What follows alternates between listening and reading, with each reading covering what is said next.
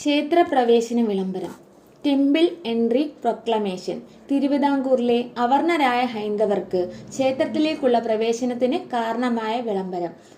1936 November 12 Shri Chithira Thirunal മഹാരാജാവ് ക്ഷേത്രപ്രവേശന വിളംബരം പുറപ്പെടുവിച്ചത്.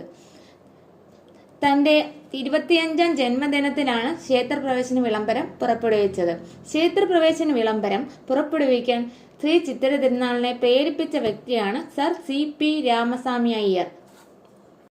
തിരുവിതാംകൂർ സർക്കാരിന്റെ അധീനതയിലുള്ള എല്ലാ ക്ഷേത്രങ്ങളിലും എല്ലാ ഹിന്ദുക്കൾക്കും പ്രവേശനം അനുവദിച്ചുകൊണ്ട് ചിത്തിര തിരുനാൾ ബാലരാമവർമ്മ മഹാരാജാവ് 1936 നവംബർ 12 ചരിത്രപ്രസിദ്ധമായ ക്ഷേത്രപ്രവേശന വിളംബരം പുറപ്പെടുവിച്ചു. കൊച്ചിയിൽ 1947 ഡിസംബർ 20 രാജാവ് പുറപ്പെടുവിച്ച കൽപ്പനയനുസരിച്ച് എല്ലാ ഹിന്ദുക്കൾക്കും ക്ഷേത്രങ്ങളിൽ പ്രവേശന സ്വാതന്ത്ര്യം ലഭിച്ചു.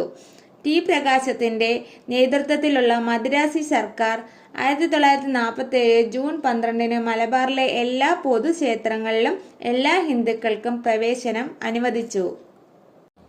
തിരുവിതാംകൂറിൽ ക്ഷേത്രപ്രവേശന വിളംബരം നടന്നത് 1936 നവംബർ 12. മലബാറിൽ ക്ഷേത്രപ്രവേശന വിളംബരം നടന്നത് 1947 ജൂൺ 2. കൊച്ചിയിൽ ക്ഷേത്രപ്രവേശന വിളംബരം നടന്നത് 1947 ഡിസംബർ 20. ആധുനിക കാലത്തെ ഏറ്റവും അഹിംസാത്മകവും രക്തരഹിതവുമായ വിപ്ലവം എന്ന് ക്ഷേത്രപ്രവേശന വിളംബരത്തെ വിശേഷിപ്പിച്ചത് C. രാജഗോപാൽ ആചാരി. ക്ഷേത്രപ്രവേശന വിളംബരത്തെ തിരുവിതാംകൂറിന്റെ സ്പിരിച്വൽ മാഗ്ന കാർട്ട എന്ന് വിശേഷിപ്പിച്ചത് TK വേളിപ്പിള്ള.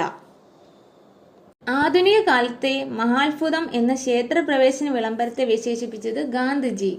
ആധുനിക കാലത്തെ ഏറ്റവും അഹിംസാത്മകവും രക്തരഹിതവുമായ വിപ്ലവം എന്ന് വിശേഷിപ്പിച്ചത് C. രാജഗോപാൽ ആചാരി.